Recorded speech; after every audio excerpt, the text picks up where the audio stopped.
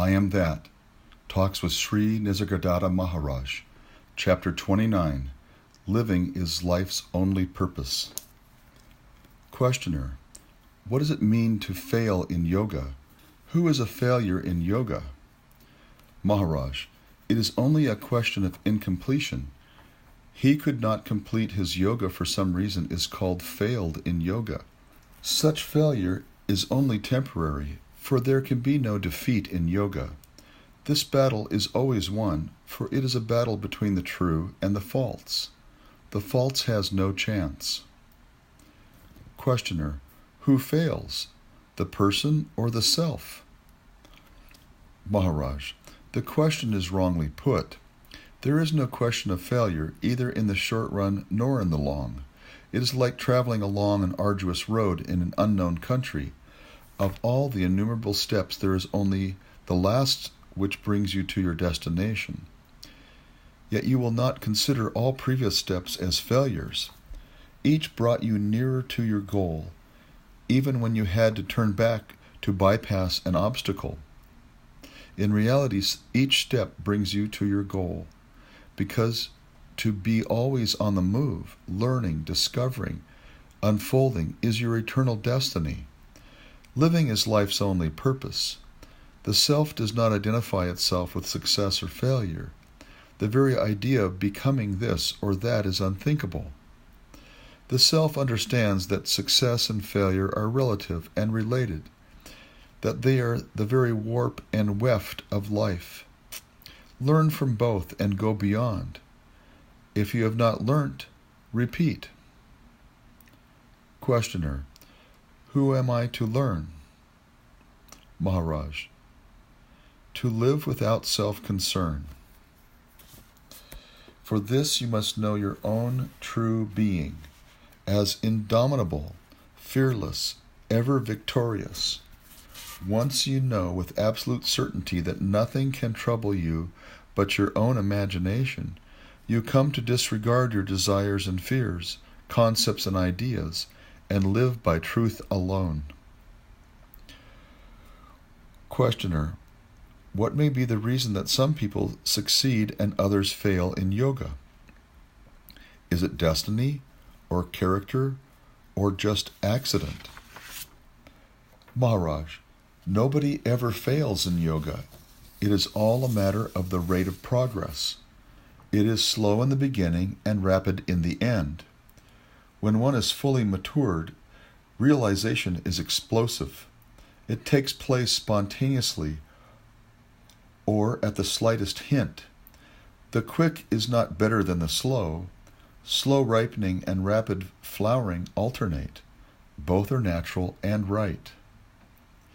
Yet all this is so in the mind only.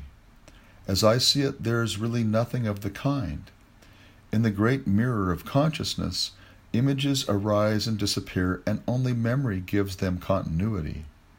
And memory is material, destructible, perishable, transient. On such flimsy foundations we build a sense of personal existence, vague, intermittent, dreamlike.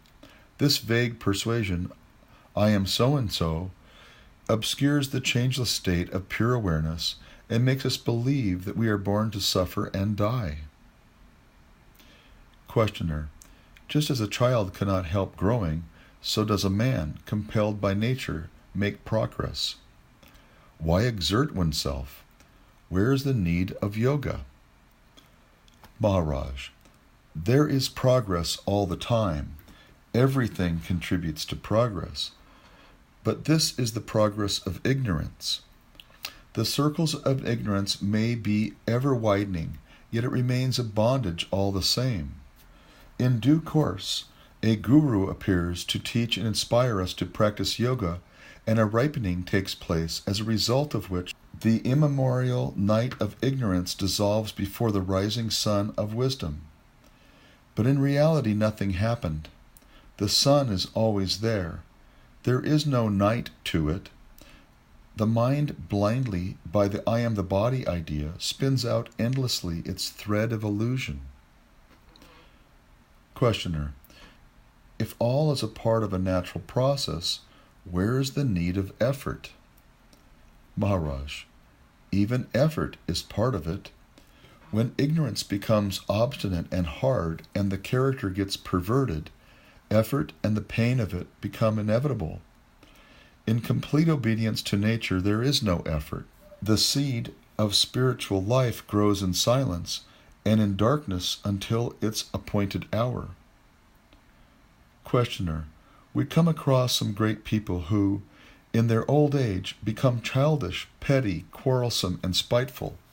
How could they deteriorate so much?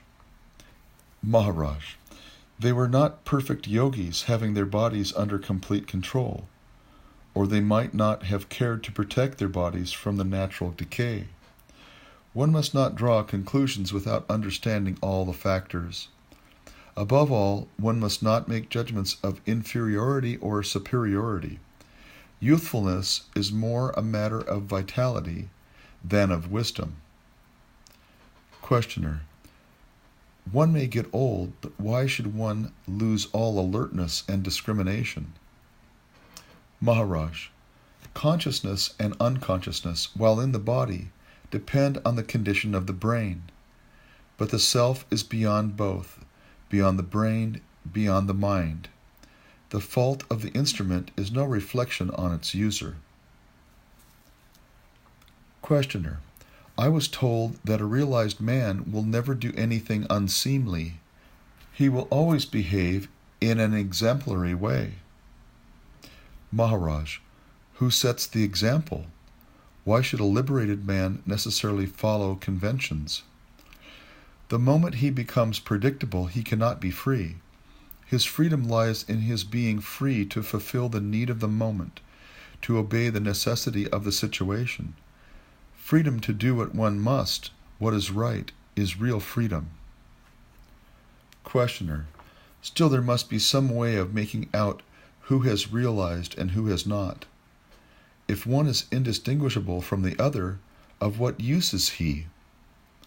Maharaj, he who knows himself has no doubts about it, nor does he care whether others recognize his state or not. Rare is the realized man who discloses his realization, and fortunate are those who have met him, for he does it for their abiding welfare. Questioner, when one looks around, one is appalled by the volume of unnecessary suffering that is going on. People who should be helped are not getting help. Imagine a big hospital ward full of incurables tossing and moaning. Were you given the authority to kill them all and end their torture, would you not do so? Maharaj, I would leave it to them to decide. Questioner, but if their destiny is to suffer, how can you interfere with destiny? Maharaj, their destiny is what happens. There is no thwarting of destiny. You mean to say everybody's life is totally determined at his birth? What a strange idea. Were it so, the power that determines would see to it that nobody should suffer. Questioner, what about cause and effect? Maharaj, each moment contains the whole of the past and creates the whole of the future. Questioner, but past and future exist? Maharaj, in the mind only. Time is in the mind. Space is in the mind. The law of cause and effect is also a way of thinking. In reality, all is here and now, and all is one. Multiplicity and diversity are in the mind only. Questioner, still you are in favor of relieving suffering even through destruction of the incurably diseased body. Maharaj, again you look from outside while I look from the within. I do not see a sufferer. I am the sufferer. I know him from within and do what is right spontaneously and effortlessly. I follow no rules nor lay down rules. I flow with life, faithfully and irresistibly. Questioner, still you seem to be a very practical man and in full control of your immediate surroundings. Maharaj, what else do you expect me to be? a misfit? Questioner: Yet you cannot help another much. Maharaj: Surely I can help. You too can help. Everybody can help. But the suffering is all the time recreated. Man alone can destroy in himself the roots of pain. Others can only help with the pain, but not with its cause, which is the abysmal stupidity of mankind. Questioner: Will this stupidity ever come to an end? Maharaj: In man, of course, any moment. In humanity, as we know it, after very many years. In creation, never, for creation itself is rooted in ignorance. Matter itself is ignorant. Not to know, and not to know what one does not know, is the cause of endless suffering. Questioner: We are told of the great avatars, the saviors of the world. Maharaj: Did they save? They have come and gone, and the world plods on. Of course they did a lot and opened new dimensions in the human mind, but to talk of saving the world is an exaggeration. Questioner: Is there no salvation for the world? Maharaj: Which world do you want to save? The world of your own projection? Save it yourself. My world? Show me my world, and I shall deal with it. I am not aware of any world separate from myself, which I am free to save or not save. What business have you with saving the world when all the world needs is to be saved from you? Get out of the picture and see whether there is anything left to save. Questioner: You seem to stress the point that without you, your world would not have existed, and therefore the only thing you can do for it is to wind up the show. This is not a way out. Even if the world were of my own creation, this knowledge does not save it. It only explains it. The question remains, why did I create such a wretched world, and what can I do to change it? You seem to say, forget it all, and admire your own glory. Surely you don't mean it. The description of a disease and its cause does not cure it. What we need is the right medicine. Maharaj: The description and causation are the remedy for a disease caused by obtuseness and stupidity. Just like a deficiency disease is cured through the supply of the missing factor, so are the disease of living cured by a good dose of intelligent detachment. Questioner: You cannot save the world by preaching counsels of perfection. People are as they are. Must they suffer? Maharaj: As long as they are as they are, there is no escape from suffering. Remove the sense of separateness, and there will be no conflict. Questioner: A message in print may be paper and ink only. It is the text that matters. By analyzing the world into elements and qualities, we miss the most important, its meaning. Your reduction of everything to dream disregards the difference between the dream of an insect and the dream of a poet. All is dream, granted, but not all are equal. Maharaj: The dreams are not equal, but the dreamer is one. I am the insect, I am the poet, in dream. But in reality I am neither. I am beyond all dreams. I am the light in which all dreams appear and disappear. I am both inside and outside the dream. Just as a man suffering headache knows the ache and also knows he is not the ache, so I know the dream, myself dreaming and myself not dreaming, all at the same time. I am what I am before, during, and after the dream.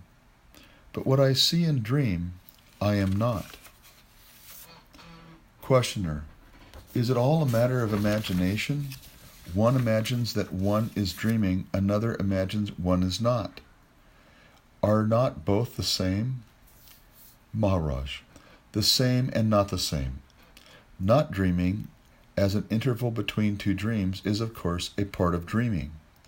Not dreaming as a steady hold on and timeless abiding in reality has nothing to do with dreaming. In that sense, I never dream, nor shall ever dream. Questioner: if both dream and escape from dream are imaginations, what is the way out? Maharaj: there is no need of a way out. Don't you see that a way out is also a part of the dream? All you have to do is to see the dream as dream.